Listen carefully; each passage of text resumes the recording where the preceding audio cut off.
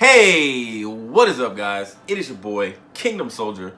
Got my man James, and we are back again with another commentary. Today, I just want to recap what I thought was one of the most successful esports launches I've ever seen. I've been able to watch the launch of multiple esports and see them all grow over the years, even the recent launches of things like Fortnite competitive and all of that. And there's something distinctive about Guns of Boom and about this esport, and I just want to recap it a little bit. I don't want to talk too much about the gameplay and all of that. I will in a different video where I'll show clips and best plays and what I thought was the best and all of that, but I want to highlight basically what we learned from this event. So to give you a little bit of details on the event itself first, the event was the 4 best teams in Europe. Now, the 4 best teams were determined by the teams that played in the Go4 tournaments leading up to this. Go4 is like, James doesn't know.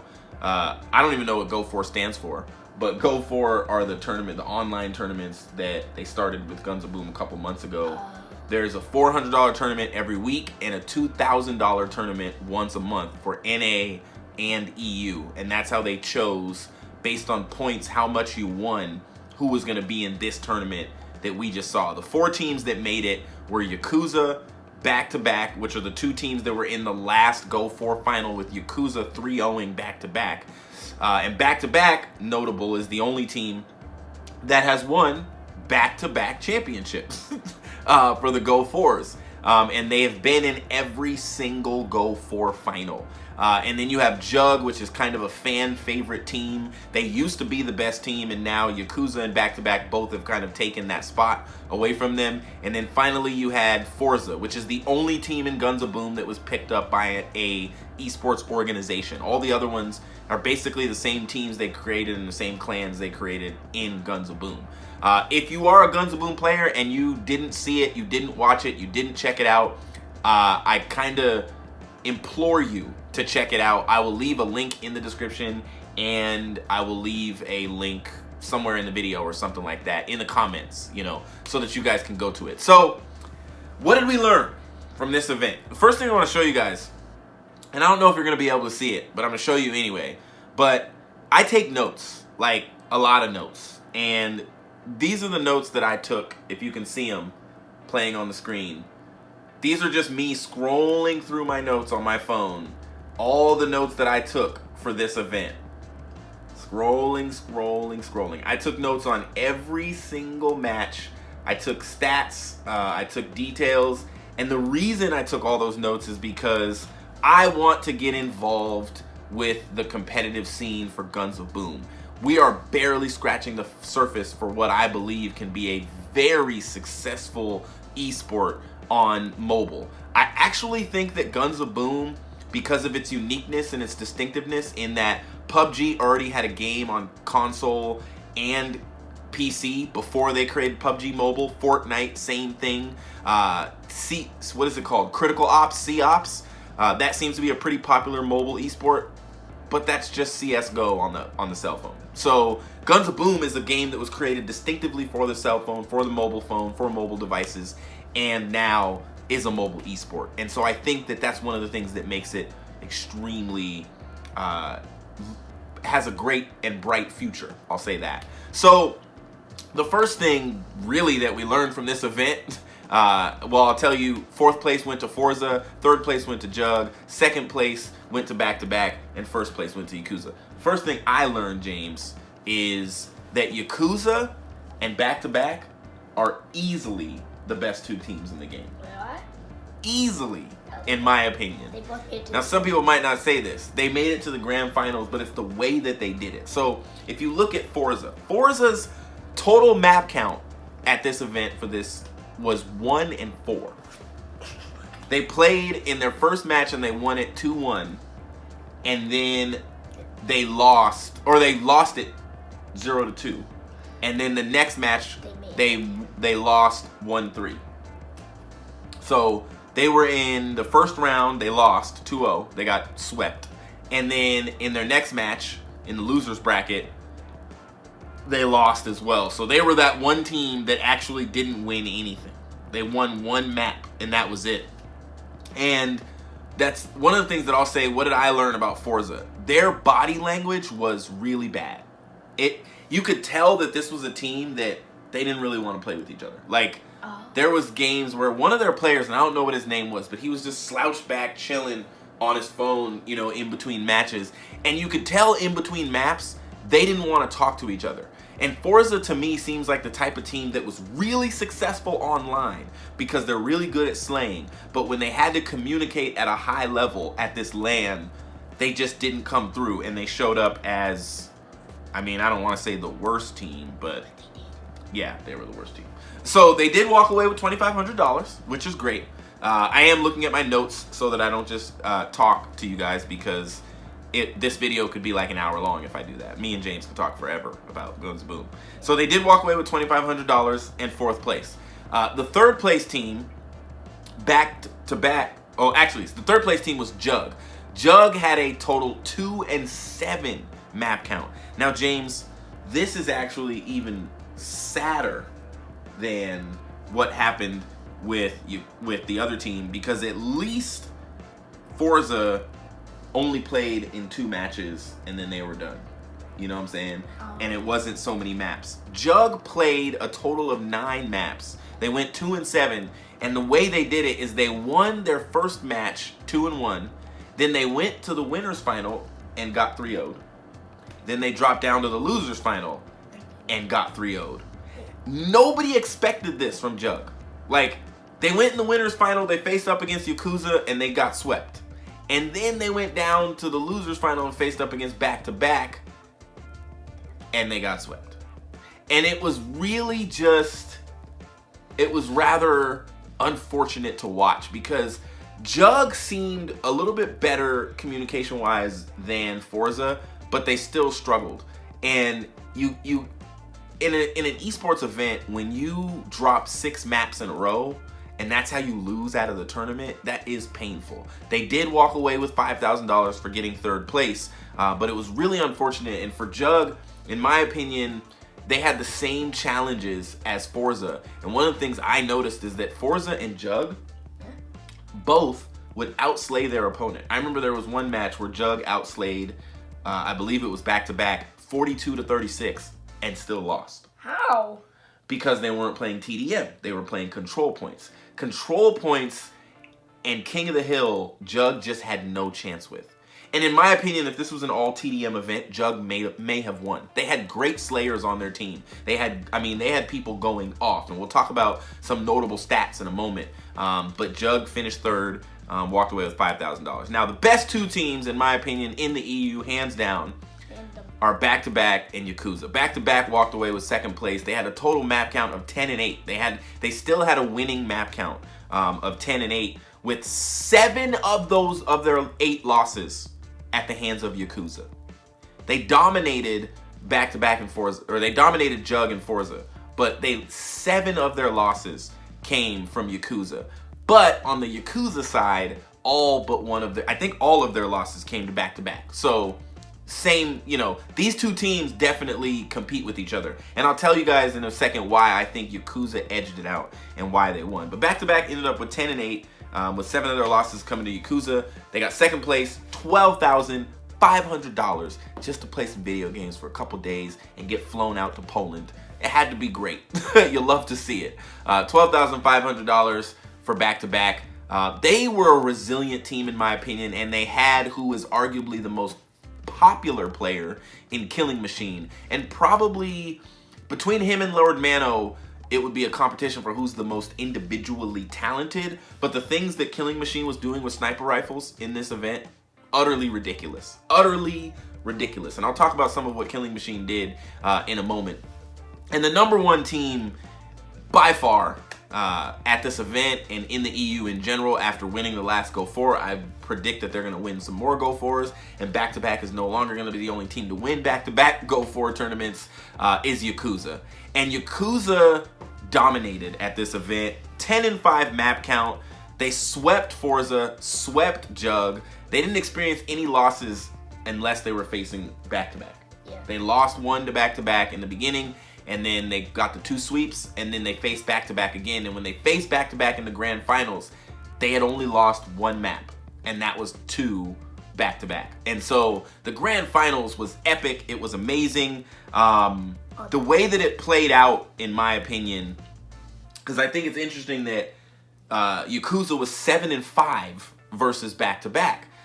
They dropped 5 maps to that team. I mean, back-to-back could have won this event. And in the grand finals, you thought YAKUZA had it. Like, they were looking so good after smoking Forze and smoking JUGG. They looked like they were just sitting pretty. But the thing going into that match that I thought about was there was this chance because back-to-back had been playing in the losers bracket, and YAKUZA's basically waiting for them. And so I think back-to-back was warmed up. They had just won a great epic losers final against JUGG. They had swept them, and everything's looking good, and back-to-back is in. But then it came out, and YAKUZA just dominates map 1, dominates map 2, and it looks like YAKUZA's about to get the 3-0, and this tournament is over. And YAKUZA was gonna walk away with a 10-1 map count, dominating all the teams, but back-to-back had other plans. And everything changed in game 3. And in game 3, back-to-back came back on farm, which probably was one of the, the farm map that I don't like, with the control points one, with the B flag right in the middle, and then it's got A over to the side and C is over, like, hiding in the corner. But it's got that crazy B flag that's in the middle of the map, and you have the 2 farms, and you could be up in the barn sniping and all that. Oh, yeah. The farmhouse map. So on that map, actually, the 2 greatest games of the entire event were on that map. Because it was control points, and it came down, in both of those games, it came down to the wire. And on that map, in the first best of 5 in the grand final, back-to-back held down point C, and there was this big, huge fight for C, and back-to-back came back and won it. They kept things alive, and they won the match, and literally, everything changed. When they did that, everything changed for YAKUZA. Their body language changed, and then they got the biggest whooping of the tournament by getting beat 12-10 to 7, I think it was 52, or 705, which is a 500-point victory on control points. They got a 500-point loss handed to them on Atrium, and they literally just got smacked around. I mean, back-to-back just abused them. Their best team in the game, and they just got smacked around. Then they lost again and brought it to a second best of 5. And in the second best of 5, YAKUZA got the first map, then back-to-back even the series, and then YAKUZA just took over. They were like, okay, it's over. We're gonna win this thing. And it looked a little shaky in game 4, but then they came back on EU Square control points. They came back and they ended up winning. And it was a phenomenal event. YAKUZA took the victory. Back-to-back definitely, in my opinion, has some of the best talent on the sticks. Migs is great, and Killing Machine is a monster, and John Wick is ridiculous. It was an overall epic event, in my opinion, and the way it ended was great. So what, in my opinion, what makes YAKUZA and back-to-back so good? Do you have any hints? You're reading now, so I can't even tell you. See, I was gonna see if you maybe thought something based on the stuff that I've already said. Okay, the next time you're gonna ask a question, I won't look. Okay, so in my opinion, the reason why back-to-back and YAKUZA are so good is 2 things. It's 2 people. It's Killing Machine and it's Lord Mano. Lord Mano was easily the MVP of this event. He dropped over 12 kills probably 4 or 5 times, including one of the best stat lines, the second best stat line of the event, which was 15, 8, and 6, I believe. Dominant performances. He was doubling up his team score. But the thing that separated him and separated his team from every other team is his in-game leading ability. Lord Mano's ability to keep his team moving in the right direction, playing their lives well, using their deaths well, not pushing certain sides of the map that they don't need to be pushing, staying focused on the control points, his communication in general, and his ability to keep his team going. And he's probably the reason in the second best of 5 that they turned things around. And he's the top fragger on the team. You know, you don't normally see that. That was something that Ketchup had mentioned, or Jackie, one of the two. You know, something that they had mentioned on stream is that you don't normally see an in-game leader that is also the top fragger. You know, it's almost like looking at Crim6 in Call of Duty on Optic Gaming. You know, and this was, he was an epic in-game leader and outslayed his team on numerous occasions. Killing Machine is the exact same in terms of outslaying his team. There were numerous times where Killing Machine outslayed his team by 10 kills or by 5 kills. He would have more than the second person on his team and they would lose. And that's the theme alert, is that Killing Machine is a great player but can't in-game lead. You know what I'm saying? He can't like... If they're losing and stuff, or if they're winning. So like if it's near the end of the game, he could bring them back, or he could hold down the league. Like that? Right. Yes, exactly. He's very good. He's the best first blood person at the event. He got the most first bloods. He plays with the Barracuda, and he is a beast with it. He got an opening killing spree on one of the maps with the Barracuda. He was holding down spots, and there's an amount of assist he got that I'll talk about when I go to the stats that was ridiculous with the Barracuda in his hands. He is easily one of the scariest players in this game. Like, if you're playing against Killing Machine, you have to stay behind walls. And there was one team, and we'll talk about that was able to figure out a way to kind of stop him, even though they ended up losing the series. So Lord Mano and Killing Machine, in my opinion, are what separates back-to-back and YAKUZA from Forze and any of these other teams. Like, and JUGG and any of, like, he is the, thanks for whispering anyway. Those two are the reason, in my opinion, with Lord Mano being the MVP of this event. All right, so I want to give you guys some notable stats, some notable stuff, some interesting stuff that you don't even know, maybe, James. The most kills at the event was not from either one of the winning teams. It was actually from John Wick versus Forze, and John Wick on JUGG versus Forze Paradise Island. Oh, no, sorry. Sorry, John Wick is on back-to-back. Don't listen to me. He's not on JUGG. He's on back-to-back. And they ended up losing with John Wick getting 19 kills and 9 assists. He was 19, 10, and 9. Exactly. Losing. They lost. They lost. Here's what's even crazier. In the same exact map that they lost on Paradise Island, Killing Machine dropped 17 assists, which was by far the most assists of the event. I don't think anybody else even got over 11. He dropped 17 assists in one map. He went 9, 17, and 8. Or 9, 8, and 17 in that map where,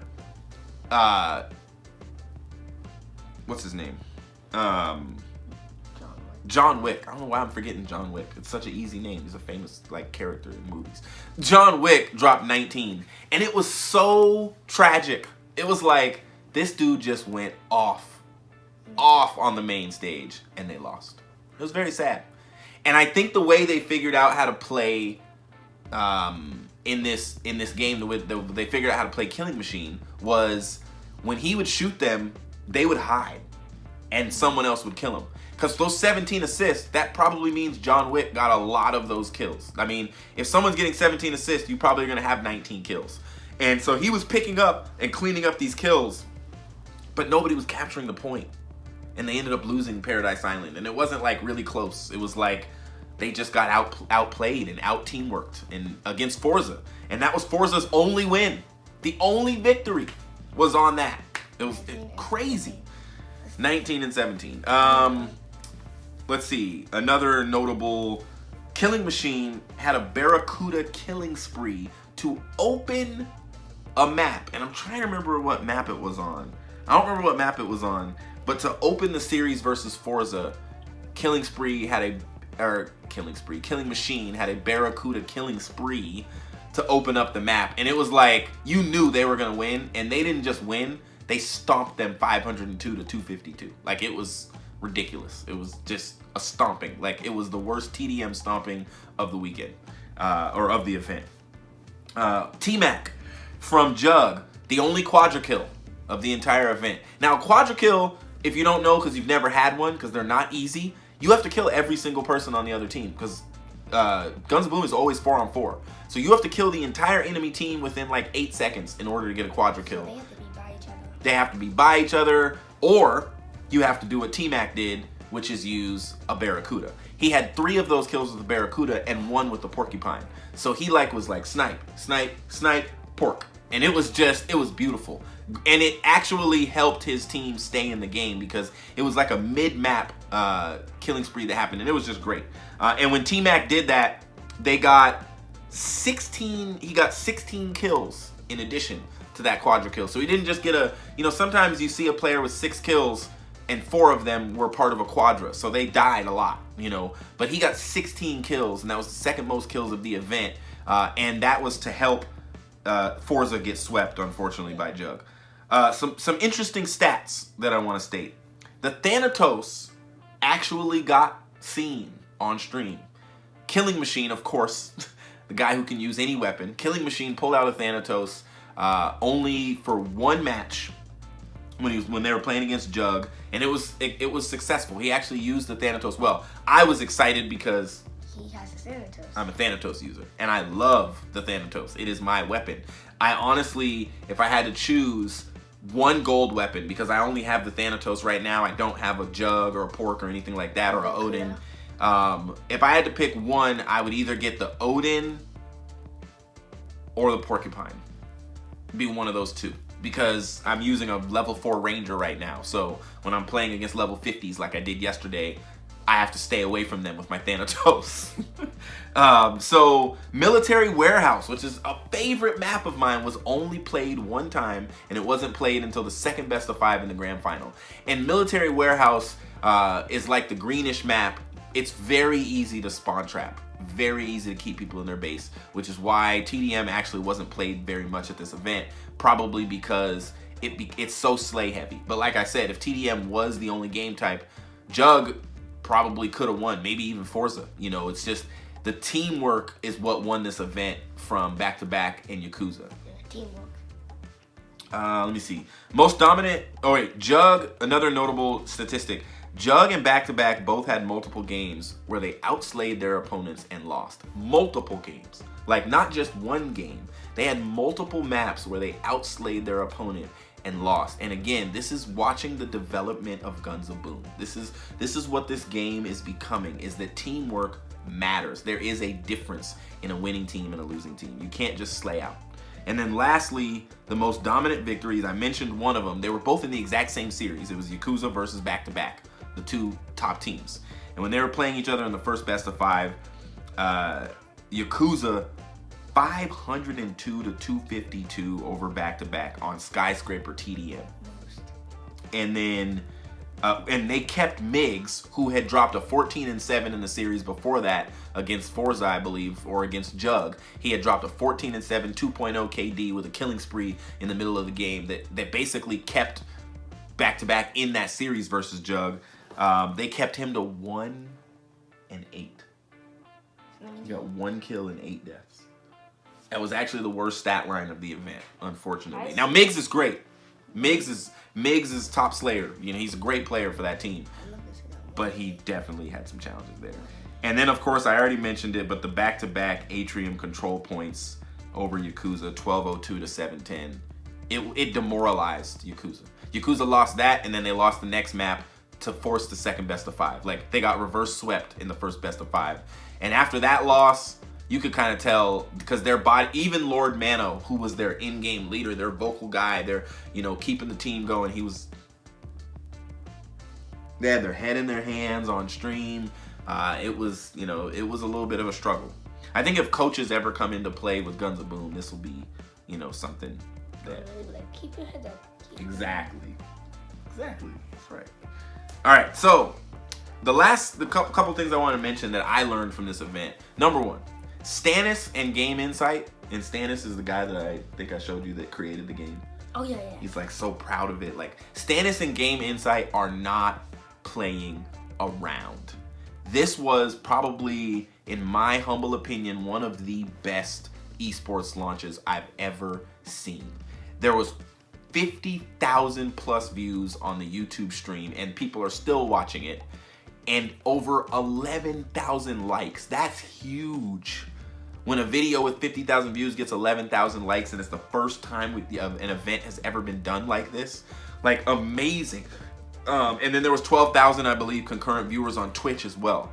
And so Great first event. The way they had everything set up, the way it looked, where the teams, the production quality, the pictures, they had interviews with the players and stuff. Like, this was really a world-class esports event. For a first esport event, this is probably the best first event I've ever seen for an esport.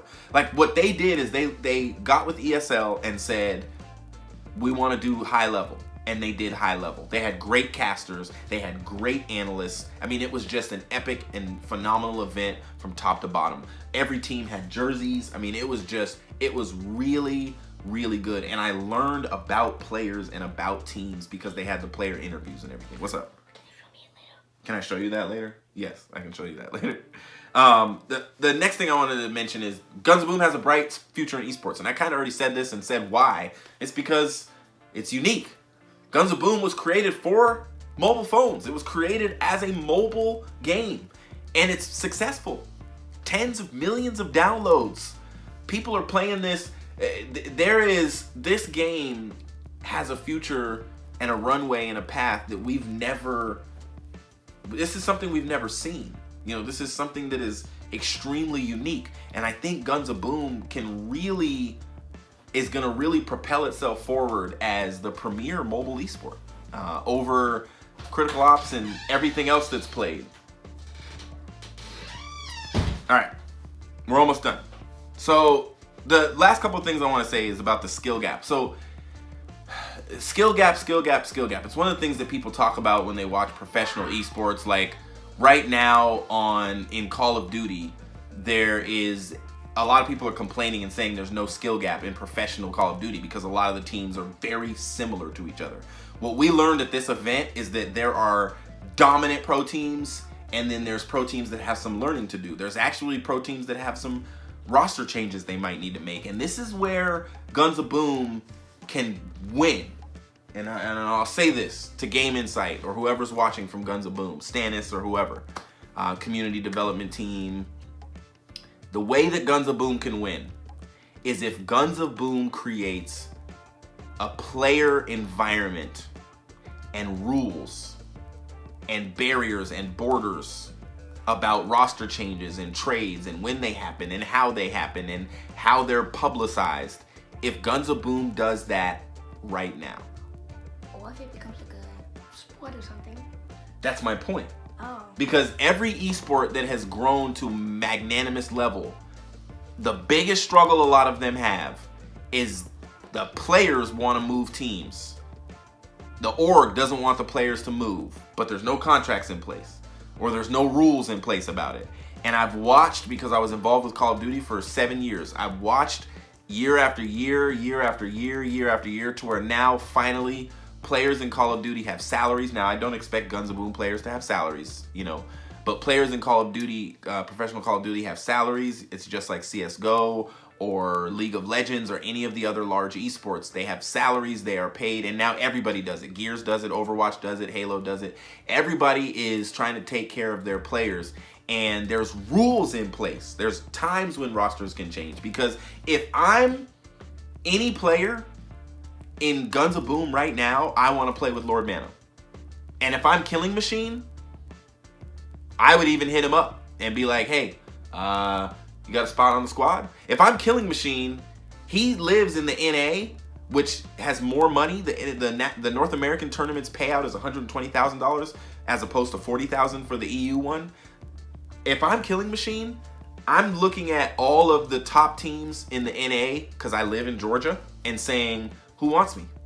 Who wants me to join their team? Now, this is already happening in the Guns of Boom scene. There's already teams that are combining, splitting, dropping players, changing players. The cool thing about Guns of Boom is clans have up to 20 players. So if your clan has 20 players, you can technically, and Guns of Boom allows it, you can switch in and out your rosters, on those teams. Like when I remember when I registered at, it wasn't ESL, the old site that they used to play Guns of Boom on. And there was like, you could have a team with like 7 or 8 people. And I was like, oh, that's cool. So then you can play with different players depending on the tournament, depending on if they're available. And so Guns of Boom is going to have to develop rules right now. Like, how big can your roster be? Can your whole clan play in any LAN event? Can you send whatever players you want to a LAN? Or to help the esport develop, do we want specific, like 4 players for a full season, or only during roster change times can you change the 4 players that are playing on your team? There's a lot that can be done, and I think that if Guns of Boom sets up that kind of stuff and thinks about it now, how is Game Insight, how is Guns of Boom gonna make players more known? Because Discord can't reach out to like Twitter, you know? And what I found out is that a lot of pro players don't have Twitter. You know, they have Discord. A lot of these teams that we're watching, there's a Forze Twitter account because they have other esports, but there is no YAKUZA Twitter account. And I would love to follow YAKUZA on Twitter and tell them congratulations. Like, you know what I'm saying? Because most esports, that's where their hub is. That's where they meet the public, and that's where they publicize themselves and become more popular. And Twitter is hosting esports now. And so I think there's a lot of work that can be done by Game Insight and by Guns of Boom, but I think they're up for the task. Stannis, I really respect the heck out of you, man. Like, you love your game, and I'm really excited for it. The meta is still developing. The only 2 roles I think that I saw established at this event was an in-game leader. Every team needs one. We learned that at this event. That's what won the event for YAKUZA. Without the in-game leadership of Lord Mano, he may have gone 15-6 and 14-7 and may have done a great job, but they wouldn't have won because there wouldn't have been teamwork. Yeah. You know what I'm saying? You can't do it. Like 19 kills and 17 assists. If you don't if you don't capture the point, then what's the... So you have to have somebody saying, capture the point, stop trying to kill people, capture the point, don't flank to the right and try to get kills, capture the point. Like, you have to have roles. And this game, the meta, because competitive is just starting, this game's meta is going to take a lot of time to develop. I'm interested in playing 8s and all that kind of stuff and streaming that for you guys and giving you more information, and I really want to be a part of this esports scene. I can see that we're just barely scratching the surface right now when it comes to Guns of Boom Esports. Barely scratching the surface. This event was amazing. The next event, the NA event, which YAKUZA has already punched their ticket to, is going to be epic. It's at the beginning of November, $120,000. I'm going to state my intent right now. I want to go. And I don't just want to go. I want Game Insight to send me as an ambassador. I want to be an ambassador for this game. I want to promote it on my channel. I want to promote it on Twitter because I really think that it has a bright future and I love playing it. I'm currently a level 37. I already told you what weapons I have. If you want to play with me, hit me up in the comments and I'll hit you up. Maybe we can play together. I ran into a pro yesterday and somehow we ended up talking, and now I'm in his team Discord, and this is one of the teams that's going to play at the North American tournament. So I'm really looking forward to it. I'm getting excited. I love the potential of this scene. I love the potential of this scene and this esports scene to grow, and that's why I made this video. I know that it's been long, but I wanted to give you guys a full recap of the event. GG's. Great job to Game Insight, great job Stannis, great job to every caster, to every analyst, and to every player. You guys did such a great job. Don't get it twisted. I may have said some things about Forze, but I'm comparing them to the best teams in Europe. So Forze is still a good squad. They can beat my team any day, you know what I'm saying? So you guys let me know what you thought of the event in the chat. James, you got any questions or anything you want to know or anything you want to say? Well, who did you like better, Lord Mano or Killing Machine? I mean, Killing Machine? Yeah. Or Lord Mano? Yeah, that's one of them. If I was starting a team right now, Which would I you would pick up both of them. If I could only pick one, Yeah, who would you pick? Like, Lord Mano. He is the most well-rounded. He's the LeBron James of Guns of Boom right now. And he is very dominant as a Slayer. Gets a good amount of assists, doesn't get a lot of deaths. I bet you he had a 1.8 or 9 KD at this event. But Killing Machine, he's just a straight up Slayer. And he's going to be one of the more... The reason I would want Killing Machine is because Killing Machine is going to be popular. He's going to have Twitter followers and YouTube followers. And if Killing Machine makes videos, people are going to watch them because his sniping is ridiculous. And let me tell you guys something. I'm just going to say this. You will see me at some point playing at one of these events. You will? Yep. Yeah. I believe I have the sniping ability and that it's going to happen. But don't you want a Barracuda before you do it? I don't need a Barracuda, but they offer everybody the same weapons. So, Oh. nevertheless. Oh, so you get to use like a Barracuda, Pokemon, Juggernaut. Yep. All those weapons are available. So it's like playing the top arms race. But you have to upgrade them or that? Nope. They're all equal power and everything. So it's really who's the best. You should try it. And who uses them well. And if I can find a good team that can communicate well and all of that, and I'm playing with pro players now. I played yesterday. This is all extra. I played yesterday, ran into a guy. He's on one of the top clans. I'm not going to say the name and anything because I'm not trying to name drop. But then he brought in another guy from another top clan and then one guy from his clan. And the four of us went and played against level 50s. And I'm level 37. And I was never the lowest in the lobby. At one point, I dropped 9 kills, which may not sound like a lot, but for a 37 versus 50s, yeah, it was pretty good. And that was second in the lobby.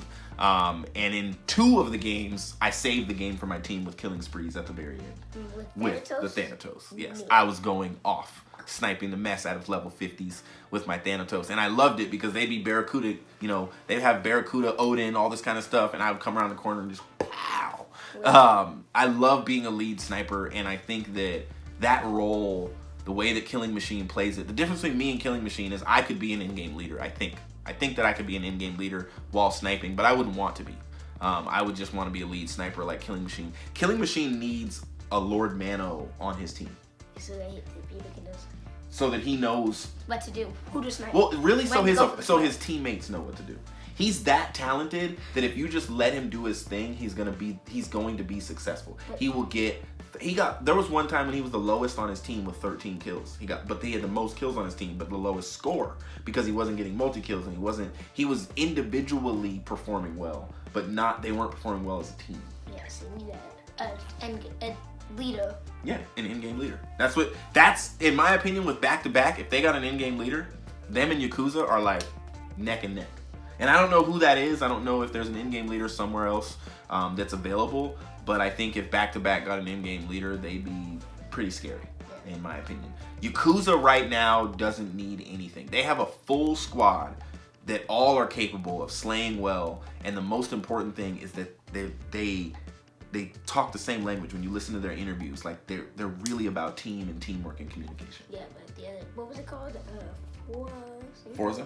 Yeah, you said that they didn't even like talking to each other. Yeah, Forze seemed like they didn't want to be there together. There was one guy on their team specifically who really, I didn't even see him talk to his teammates.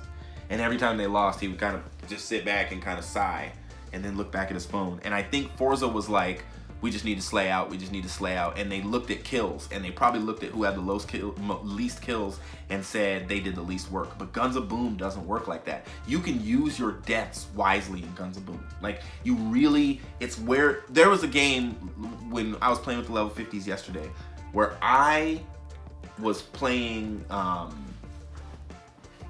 was the lowest with 2 or 3 kills, but I had captured 5 or 6 capture points to help us win on Europe Streets, which is my least favorite map of all time.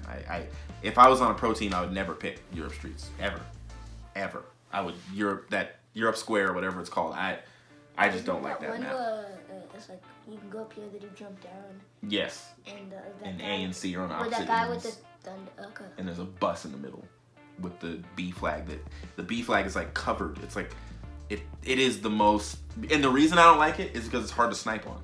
It's a square. It's literally like everything is close. If I had a porcupine, I'd go off on that map. Yeah, because you go porcupine, juggernaut, something like that, I'd go crazy. But destroyer, ranger. Destroyer's not that good. Mamba Ranger.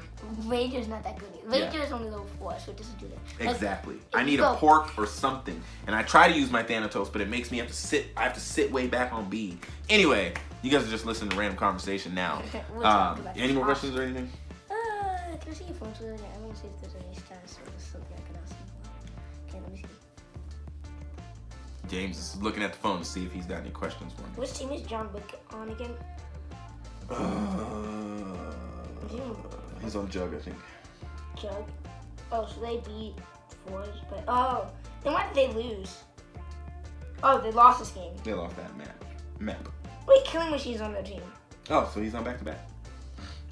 John Wick was a slayer. That dude was, he reminds me of Migs. They played very similar. Migs from YAKUZA. Him and John Wick. They played. Oh wait, is Migs on? Let me see. Migs is I think on Back to Back. Let me. It would say Mig. What will I make? Can you just tell us what team you're on, please? Because I remember I put it in one of the notable things. I know it was 1 to 8. Kept Migs, yeah, to a 1 and 8. There he is. Oh, he's on Back to Back. So then there's Migs, John Wick, and Killing Machine all on the same team. That team is crazy. They just don't have an in-game leader. Whoever their fourth is that we're not thinking of, they need to switch that person for an in-game leader, and they would be hard to stop. And my last question is: do you have any did you see anybody who didn't get that many kills, but you thought was really helping the team a lot more than just get capturing the flag? Going for the control point, but not really killing. I would have to go back and watch because I bet you there's a person on Forza that was doing that, but their overall teamwork was just bad, you know. And JUGG had the same struggle. They were good at killing and slaying on the map, but they just couldn't work the control points. Yeah. Not most teams. That's kind of hard because if there's one, you all have to go fight for it, you know. Well, and that's the thing is that what Lord Mano he'd be like, okay, you two go there, and 2 of us will watch B. And they were just very strategic. I learned a lot watching. Nevertheless, this is your boy King Soldier and his son James, and we will see you in the next video. Peace.